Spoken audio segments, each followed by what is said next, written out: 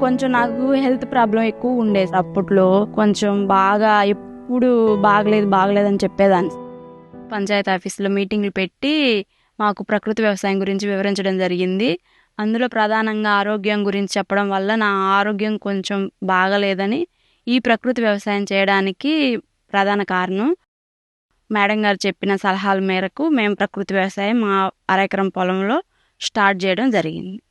నేను ATM model వేయడానికి 20 సెంట్లు ప్లేస్ తీసుకున్నాను. అందులో ఫస్ట్ దుంపజాతి వేసుకున్నాను, తర్వాత వచ్చేసి ఆకుకూరలు వేసుకున్నాము, తర్వాత వచ్చేసి కూరగాయలు, తర్వాత తీగజాతి వేసుకున్నాము, చుట్టూ మొక్కజొన్న పెట్టుకున్నాము, కంది పెట్టుకున్నాము, గట్ల పైనేమో అరటి మొక్కలు వేసుకున్నాము. కూరగాయలన్నీ పండించుకొని వాడడం జరిగింది.